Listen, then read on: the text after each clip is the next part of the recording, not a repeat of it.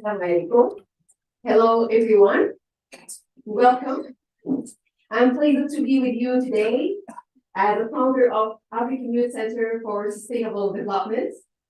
And I'm pleased to welcome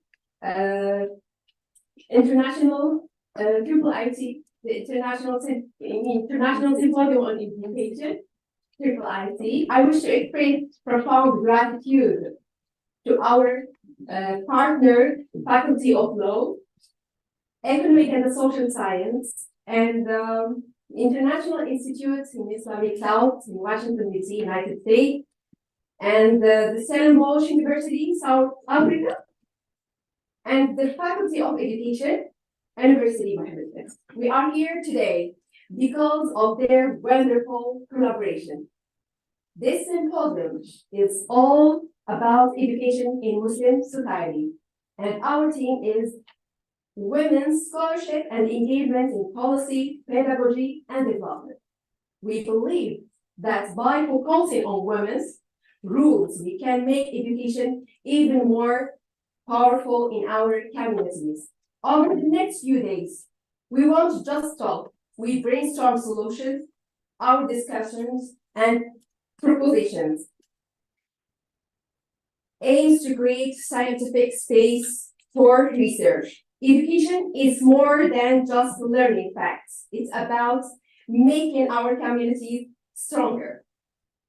By giving everyone, especially women, a chance to be part of education, we are setting the stage for better policies and more developed societies.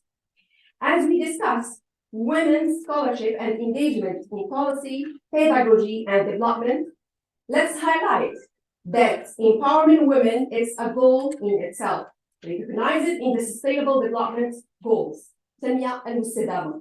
Every insight shared today contributes to achieving this goal and making a positive impact on our global community. Thank you all for being part of this important gathering, and your presence makes a difference, and together we can create effective scientific discussion.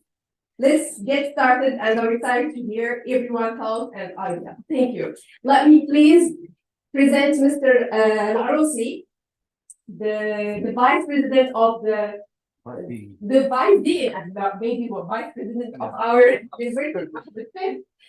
Mr. Laaroussi, he's a professor here in the Faculty of Law. Please, the stage for you, Mr.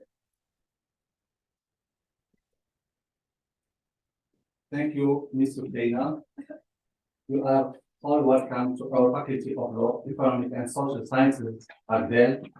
By the way, our faculty and university is the first one in Morocco that was founded in 1957. Ladies and gentlemen, good morning, dear professors, dear colleagues, dear students. First of all, I would like to inform you that the Dean Professor Farid Basha apologizes for not being able to be present among us for professional reasons. Therefore, in my capacity as the Vice Dean in charge of cooperation, scientific research, and partnership, it's pleasant for me to contribute to this international symposium, which focuses on education in Muslim society, women's scholarship, and engagement in policy, pedagogy, and development. Organized by African Youth Center of Sustainable Development in partnership with the Faculty of Law, Economic and Social Science AGDEL, Mohammed University, Rabat, and the International Institute of Islamic Thought. The main objective is to deeply analyze this such vital issue of capital importance dealing with the legal, political, cultural, social, and social aspects. I am equally pleased to attend an academic exchange which is taking place in a rapidly changing international context, and which is intended to be a framework of scientific debate, exchange of ideas, reflections, good practices, and expertise on the future of Muslim society and the Muslim diaspora. Particularly, the axes and topics of this scientific meeting are of capital importance on different levels. Indeed, the role of education in Muslim societies and community aims towards individual and societal transformations in a context of exchange and communication, respect that reconciliates the plurality of culture, civilizations, and religions, which makes it an area of either confrontation or solidarity. Social and education inclusion are characterized through the multiple relationship between individuals and social systems. It also concerns the pedagogies, practices, and public policies, as well as human development. From the point of view based on human rights, as they are universally recognized, active inclusion of women in politics consists in allowing each citizen to participate fully in society and in particular to benefit from disability protection and institution at different scales. On behalf of the Dean, Professor Soukaina, I would like to thank Ms. Prof. Soukaina, the President of African Youth Center of Sustainable Development, for taking this active and promising initiative. Also, a big thank to the speakers and the organizing committee, in particular the volunteer of PhD students in our faculty. Ladies and gentlemen, to conclude, I wish for success to the work of this international symposium and good luck to our partners in this scientific journal. Thank you. Thank you, Mr. Laaroussi, Deputy Dean of the Faculty of Law, Economic and Social Science, for your presentation. Now we will move for the presentation of Mr. Hisham Altalib, the President of the IIIT Institute in USA. Thank you so much. بسم الله الرحمن الرحيم والحمد لله رب العالمين. السلام عليكم ورحمة الله تعالى وبركاته. I am very happy to address you at the beginning of the 2023 Symposium of Education in Muslim Society, an annual IIIT event. Thank you to the African Youth Center for Sustainable Development and Mohammed V University for collaborating with us and hosting us for this esteemed gathering. The International Institute of Islamic Thought was established in 1981 by 7 founders: Ismail Farouqi, Abdul Hamid Abu Sulaiman, Taha Jabir Al-Alwani, Anwar Ibrahim, Ahmed Tutunchi, Jamal Barzinji, and Hisham Altalib. We founded IIIT to continue the tradition of Islamic scholarship in the context of contemporary times through original, creative research and academic discourse. Along with focusing on the renewal of Islamic thought and reform of Islamic thought, the Institute has been committed to human development and leadership training. Our vision as an organization is to help create thriving societies in which individuals have the opportunity to pursue and realize their fullest potential through transformative learning, social development, and personal growth. Education has been at the core of IIIT's work from the very beginning. We recognize that the current divide between secular and religious education needs to be bridged. As such, we seek to reconnect values and knowledge in an effort to reform education in the Muslim context. This includes not only formal education such as schooling and further studies, but also informal education happening in the home. This is a major reason why I have co-authored books on the importance of the relationship between parents and children. In addition to contributing to various universities and publishing a range of textbooks, the IIIT formally convened a committee devoted to the reform of education in 2012. We held our first international conference in Turkey in 2016. Our work later developed into an initiative called Advancing Education in Muslim Society, AEMS, where we expanded from higher education to include K-12 schooling as well. We have conducted two multi-site waves of field research titled Mapping the Terrain, where we gathered data from youth, teachers, parents, university students, and instructors in 15 countries across the world. The data and reports are available on our website. The IIIT also began the Journal of Education in Muslim Society, which is today a Scopus indexed open source publication. I am glad to see our co-editors, Ilham Nasser and Nuraan Davis, actively involved in not only editorial work, but also supporting ongoing research through efforts such as this symposium focused on women's scholarship. Last year, we launched the Human Development Matters blog as well, which features scholarly research in education on a variety of topics, and to which I invite all of you to contribute. I would like to welcome the presenters, both virtual and in person, to this year's symposium. Unfortunately, I cannot be there in person this year. I commend you for your efforts and feel certain that the scholarly exchange you are about to undertake will benefit not only the present generation, but future ones as well. I look forward to hearing from you and learning from you during the symposium. Thank you to everyone who has dedicated themselves to making this symposium a success.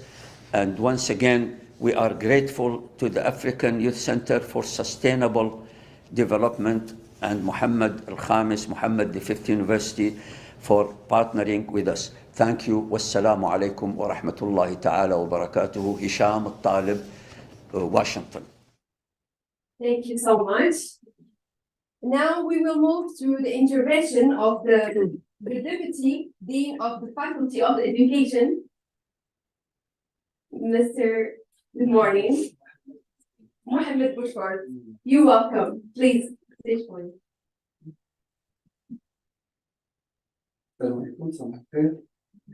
Bonjour, je vais intervenir en langue française, si vous permettez. Chers partenaires, chers collègues, chers étudiants et étudiantes, mesdames et messieurs, c'est avec un grand plaisir que nous prenons part à cette édition du Symposium international sur l'éducation dans les sociétés musulmanes, donc bourse d'études et engagement des femmes dans la politique, dans la pédagogie et le développement. Dans un monde de plus en plus caractérisé par la diversité des ressources, matérielles et immatérielles, il est devenu important pour la société scientifique, pour les sociétés, pour les États, pour tous les acteurs socio-économiques, de s'intéresser aux différentes possibilités de l'opérationnalisation des objectifs de développement durable. En effet, et concernant aux objectifs du millénaire, alors qui ne concernaient que les seuls pays en développement et les États, alors les objectifs de développement durable s'inscrivent dans un agenda universel, alors qui nous interpelle aujourd'hui plus que jamais, mais qui interpelle l'ensemble des pays de la planète. Et qui interpelle encore de manière inévitable tous les acteurs socio-économiques, publics, comme les acteurs privés. Dès lors, nous sommes appelés à participer chacun, chacune et ensemble dans un grand processus inclusif, en travaillant plus avec les organisations non gouvernementales et avec les entreprises. Par ailleurs, il semble qu'un langage commun est en train de s'installer ou de se vulgariser et qui permet aux différents acteurs de travailler ensemble dans des perspectives en même temps transversales et complémentaires. Favorisant ainsi, alors ce langage favorise ainsi l'explicitation des objectifs de développement durable et les moyens susceptibles donc de nous aider encore à les atteindre. C'est pourquoi les entreprises, les investisseurs devraient formuler leurs projets et leurs actions dans ce langage pour faciliter la communication à propos des défis de ces objectifs. Ainsi, il est devenu urgent de discuter des différentes initiatives éducatives et les défis auxquels sont confrontés plus particulièrement les femmes. Les femmes analphabétisées, surtout dans le milieu rural, et des moyens de renforcer leur autonomisation à travers l'alphabétisation et des changements institutionnels nécessaires qu'ils impliquent, des bourses d'études et de l'engagement des femmes, du leadership pédagogique, ainsi que des espaces de plaidoyer et des réalisations donc tangibles. L'éducation et la sensibilisation, personne ne peut le discuter, jouent un rôle fondamental dans la réalisation des objectifs de développement durable. Nous devons développer donc du matériel et des ressources pédagogiques, animer des ateliers et organiser des campagnes de sensibilisation, de vulgarisation pour toucher particulièrement les jeunes, les communautés et les décideurs également. Le suivi et l'évaluation sont aussi essentiels. Dans notre sens, nous devons établir des cadres solides, des référentiels pour suivre les progrès en direction des objectifs de développement durable, analyser les tendances et évaluer l'impact de nos interventions sur les différentes cibles, la collecte de données et la création de rapports détaillés sur les performances des projets et des programmes sont des étapes essentielles pour réaliser ces objectifs. Le renforcement des capacités et la formation sont des outils aussi puissants. Alors, c'est pourquoi nous sommes appelés à proposer des programmes, des dispositifs qui vont permettre aux individus, aux organisations et aux communautés de mettre en œuvre des pratiques durables, contribuant ainsi efficacement à la réalisation des objectifs dits de développement durable. Les partenaires et la collaboration sont au cœur de notre réussite collective. Travaillons main dans la main avec d'autres organisations, avec des agences gouvernementales et des parties prenantes. Ensemble, nous pourrons maximiser nos ressources, partager notre expertise et étendre surtout notre réseau pour obtenir un impact véritablement collectif. Merci à chacun et à chacune d'entre vous, pour votre engagement et pour votre contribution à cette cause que nous ne pouvons qualifier que de noble. Que cette rencontre soit le point de départ d'initiatives fructueuses et de collaboration durable pour un avenir meilleur. Je vous souhaite de très bonnes activités, alors d'excellentes réflexions et je vous remercie. Thank you so much, Mr. Mohammed, for your presentation.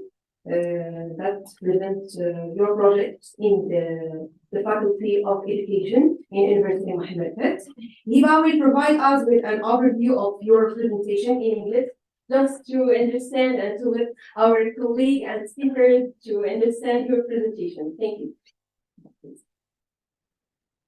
Hi everyone. So I will provide with a small translation and interpretation of what's been said. So the minister started with noting that in a world diverse with its sources, it's mandatory for states and communities to get interested to implement SDGs.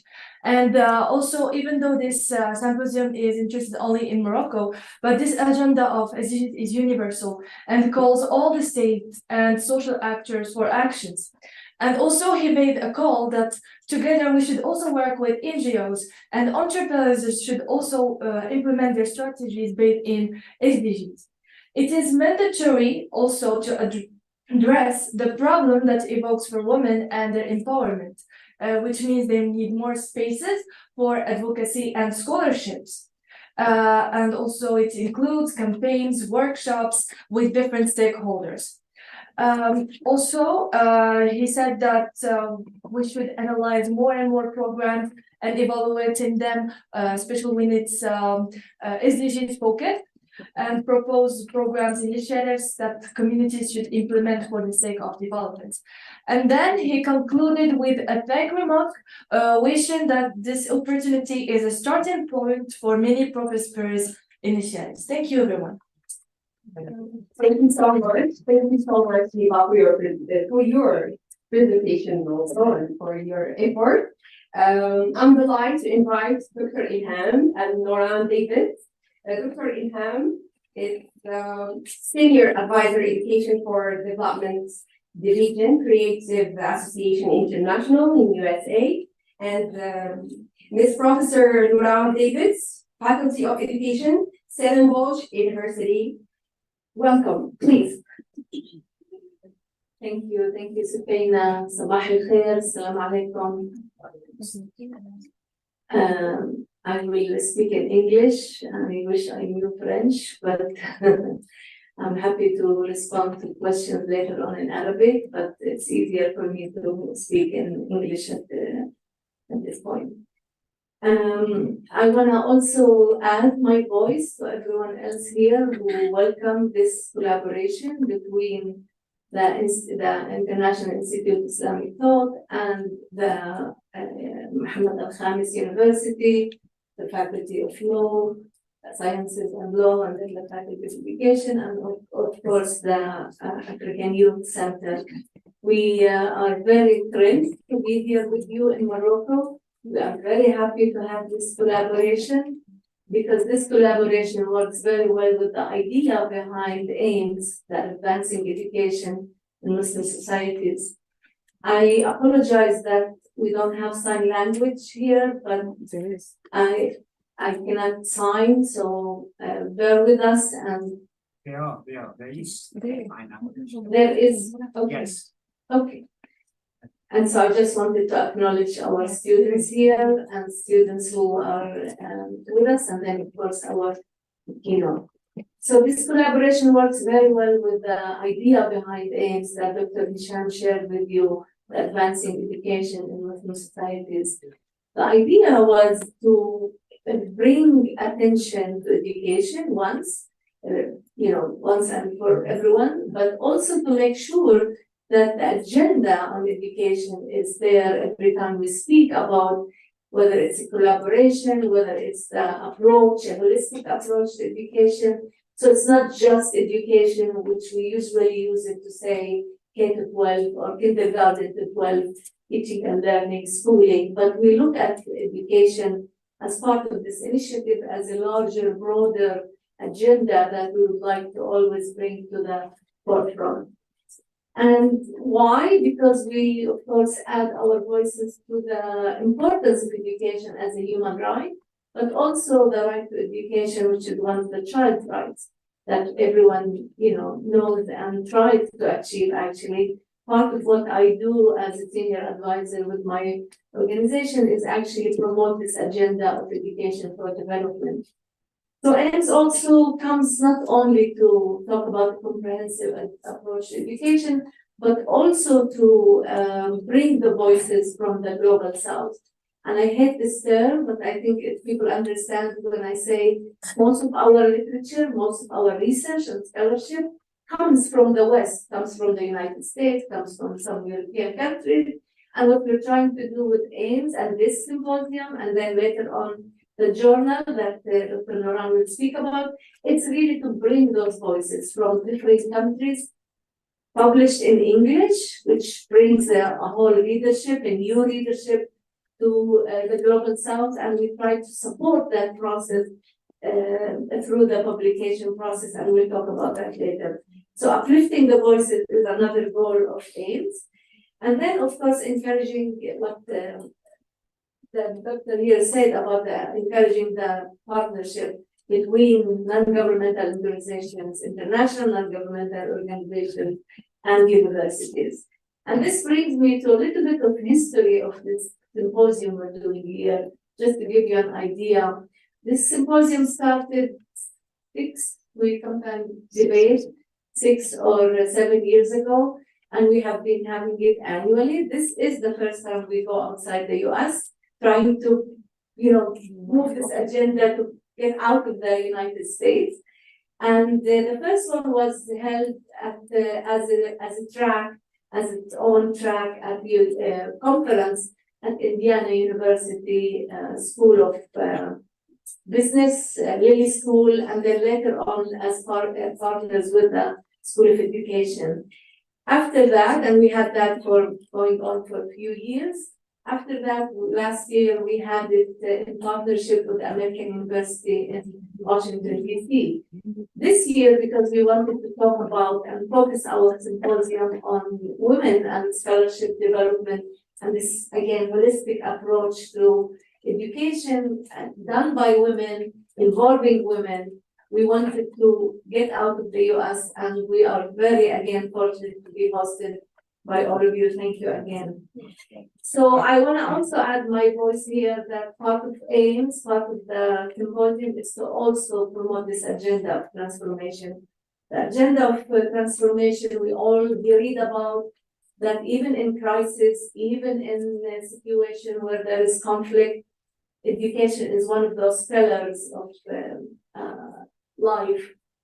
We talk about, UNESCO report that talks about 4 pillars of education, the learning to be, the learning to know, the learning to do, and of course, our focus is the combination of not just the learning to do, the learning of knowledge, and the learning to live together, which is the 4th one, but it's also about values, about looking at the Islamic traditions, looking at Islamic teaching, looking at the mixture of secular versus Islamic teaching and how these can come together to push this agenda of transformation. So we have a lot of questions that are unanswered. We hope that this symposium will give us some more questions, because we think that asking questions is an important piece of transformation that does not just come by our, shallow consuming of materials and knowledge, but also generating that knowledge, generating in an authentic way, and generating it with evidence from the field, which we're trying to also promote. I don't want to talk too much about this, but I hope I gave you a little bit of brief of what this is all about. And before I turn it to my colleague Nuraan, I would also like to tell you that this effort, this symposium, has been in the works for about a year, and there's a lot of work that is going on right now behind the scenes, because as you see, this is a symposium where we have audience online, virtual as well as in person. For us, this is important to allow that participation from so many different countries for people who were not able to join. I want to apologize for those who tried to get a visa to join us and they were not able to. I hope they are also online. And I want finally to thank Saulat, our colleague here, who has been taking care of all the correspondence with our presenters. And she is a wonderful communicator, and she thinks of all the details. Thank you, Saulat. And then our colleague Huda, who is our warrior. She does everything. She wants to be online and trying to help us with the design of everything. And of course, I want to thank my colleague Nuraan and for all her support, because we also play a role here as the co-editor of the Journal of Education in Muslim Societies. and I'll turn it to Nuraan to give you a brief on that. Thank you so much and welcome. أهلا وسهلا بالجميع. Assalamu alaikum, everybody. I'm from Cape Town, South Africa, so I've come from the southern bit of the African continent and made my way to the north. Oh, is it not on? No, is it? Yeah, that's it. Okay, sorry. Assalamu alaikum, everybody. Many people are safe. I'm from Stellenbosch University in Cape Town, which of course some of you might know is at the most southern part of Africa. And so it's good to be in the north. And I believe it's winter here. Doesn't feel like it, so I'm enjoying my time here already. I'm really privileged to be here, alhamdulillah. It's a privilege for us because we've been talking about the symposium, as Ilham pointed out, for over a year now. And we were really determined to take it into a different space. And so we are really privileged and happy to be in Morocco. And we hope that this will be the beginning of many more symposia that takes place in different parts of the world so that we can deeper connect on in a way what was happening on the ground. So just a few things from my side. I also want to acknowledge the fact that part of the privilege of sitting here today is to take stock of the fact that in so many parts of the world right now, many of our Muslim brothers and sisters are in serious catastrophe and strife and hardship and horror. And so as we sit here and debate on the importance of education, let's not forget what the ultimate purpose of our role here is today, and ultimately what our purpose is or should be as human beings, which is to create a more peaceful, more coexisting, more tolerant world where education plays an immensely powerful role. And I want to immediately point out that education, just for education's sake, is not necessarily a good thing. We are very aware, because of our work on the journal, that sometimes the kind of education that's being propagated in Muslim societies is deeply problematic. And it adds to the oppression and suppression and marginalization, particularly of women. And so I'm very, very pleased to see the high number of young women and young men here today, because despite the conference having a focus on women, we need our men to understand the importance of women in Islam. We need to get to a point where we understand what the texts, our foundational texts, are saying, and often how misinterpretation happens socially and politically. And on that end, we are really looking forward to the engagements that will take place physically today, as well as virtually. We would like to encourage all of our participants to actively and critically engage, to question, and to reflect upon what is being said. And what's going to be wonderful for us is that we are really going to be engaging across spaces, across geographical spaces, political spaces, economic spaces, and linguistic spaces, which might at times present some problem, but we will try our best to make sure that we don't get lost in any translation. So this is a really, I think, a momentous moment for all of us to be a part of this and to see how we locate ourselves in the broader discourse of what it means to be educated.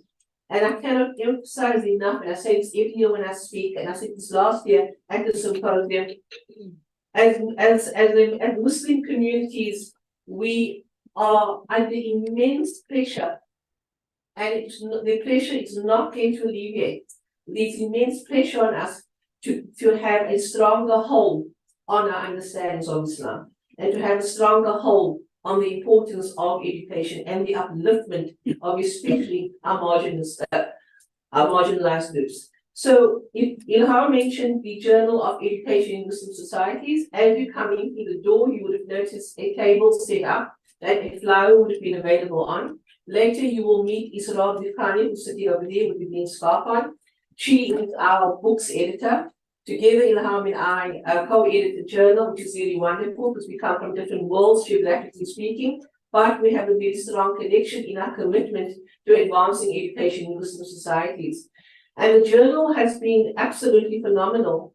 It's a young journal, but it's also a very powerful journal because it truly gives voice to understandings of education, of lived experiences, which you are not going to encounter in mainstream journals. And so we're exceptionally proud of the fact that the journal has been indexed, it's available, it's been registered on Scopus right now. It speaks to the fact that the journal is growing and is intent upon publishing quality work.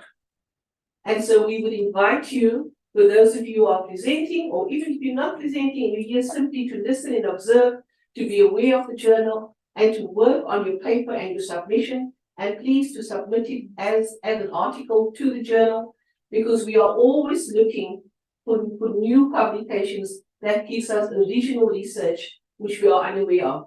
We also like to encourage you, if you're not quite ready, to give us a good rigorous article, to give us an essay of short. We're interested in practitioners' notes. We're interested just in descriptive forms of writing as well. What is happening in your part of the world? And we also like to invite you to do some book reviews if that's more your interest. And Israel certainly would be able to assist you in that regard. The point is that there is so much work to be done. There's so much left to be said. And you have to find your place within the symposium and when you leave. But we want to encourage you to become a part of a community of scholars. I mean, to think about the amazing, I see people signing in online, and just to get a glimpse of the geographical representation that we have at this moment, it's absolutely staggering to see what's actually been accomplished with the symposium. So we look forward to meeting with you over the next few days and engaging with you. We'd like to thank you personally from my side. I need to acknowledge Soukaina, who's been absolutely phenomenal in her organizational skills. And I know we give her a hard time sometimes when we have online meetings and we go, no, Soukaina, this Soukaina, no. And Soukaina always says, no problem, no problem. And now that I've arrived and I've pitched at the airport and I realized she was right, there actually is no problem. So we are here, alhamdulillah. So we look forward to you, to meeting with you, and engaging with you, and to hearing your voices. And we hope that you will enjoy the symposium and as much as I know we will. So shukran so much. Thank you so much, Nuraan. Thank you so much for your rich presentation. Thank you so much, Ilham. Without a doubt, education is the principle of the progress in the society, especially in the Islamic society. And thank you so much for this partnership. And hopefully, inshallah, it will be just the first. Welcome to Morocco. Welcome to our university. We hope that the symposium will be an opportunity to exchange, to propose solutions, and to create the bridge with Morocco, United States, Islamic South, and especially in South Africa. Thank you so much.